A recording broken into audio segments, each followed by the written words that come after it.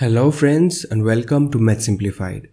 I'm Dr. Omar Malik and today we'll be talking about a topic both men and women are touchy about. Hair fall. It's a sensitive subject, one that raises many concerns. It also results in a wide variety of paranoid treatments, unproven therapies, and extreme measures. From oils to gels to surgeries, definitive treatment for hair fall remains an elusive dream for many. When it comes to hair fall, genes and lifestyle will always remain the deciding factors no matter what you do. Scientists and researchers agree that even though genes control your hair, it is a combination of genetic, environmental, and internal factors which control the rate of hair loss.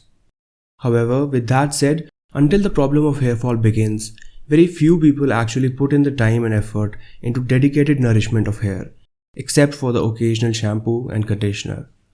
So before you start losing sleep over hair loss and start booking appointments with dermatologists, you can actually start by taking a closer look at a few habits which are actually causing your hair fall.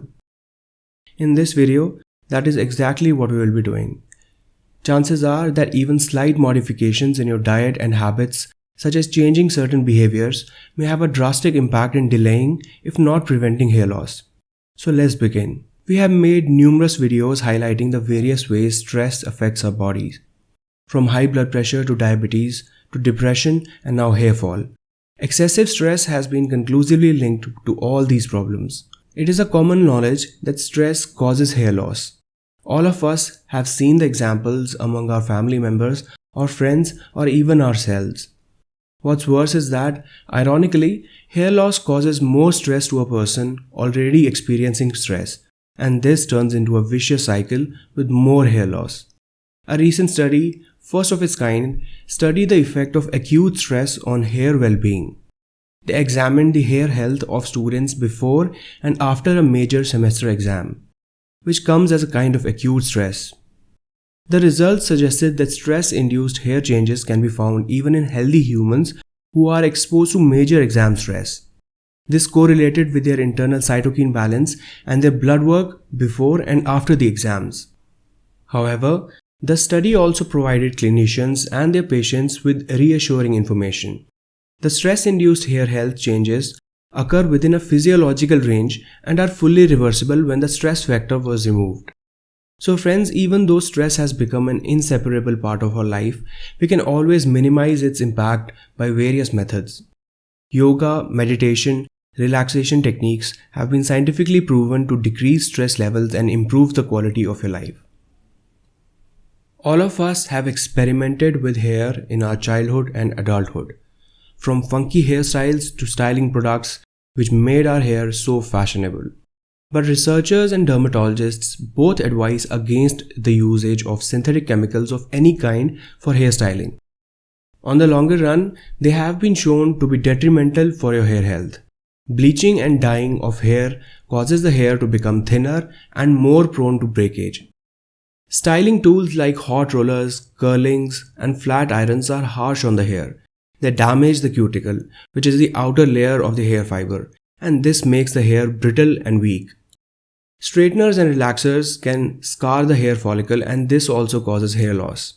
Also, products like hairsprays or gels that claim to hold your hair in a place all day long usually contain alcohol, which can make the hair dry and brittle. The residue that is left on the hair from using these products can make the hair break or fall out when it's combed or brushed. To protect your hair's longevity, use natural products, that too for minimal duration. This in a long term will help your hair and scalp to recover and flourish. Is smoking good for anything? Nope, and definitely not for your hair. Smoking can cause thinning of hair by reducing blood circulation to the scalp.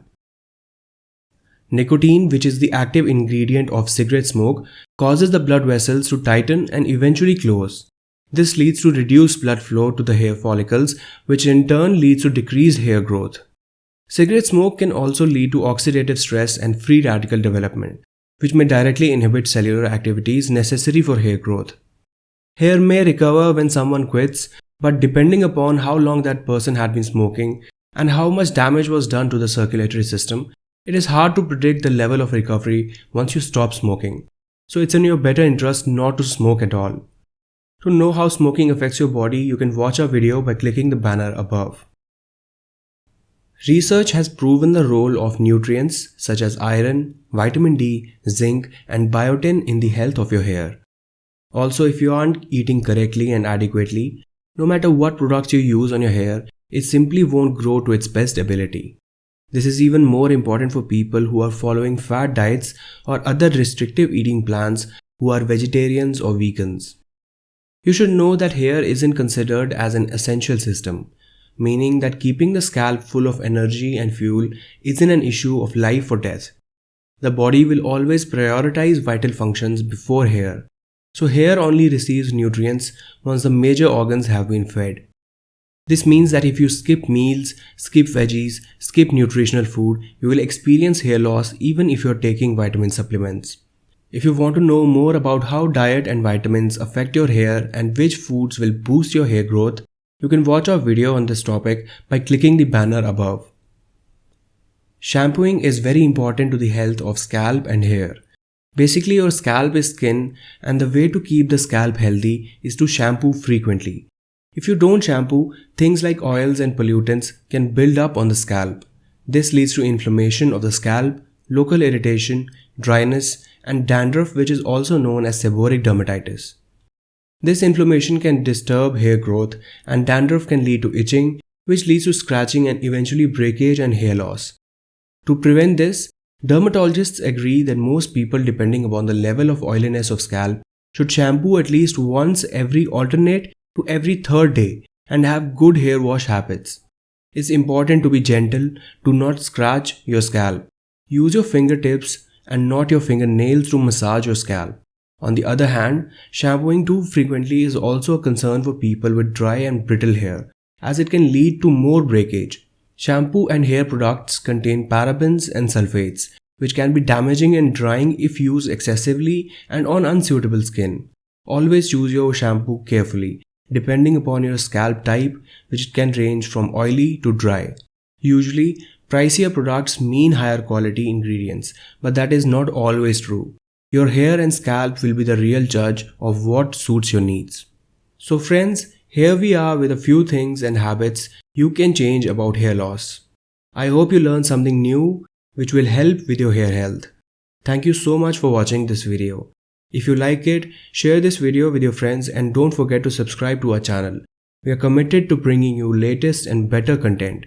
If you like to support us, consider by becoming a member of our channel on YouTube or support us via Patreon. Thank you so much and see you in the next video.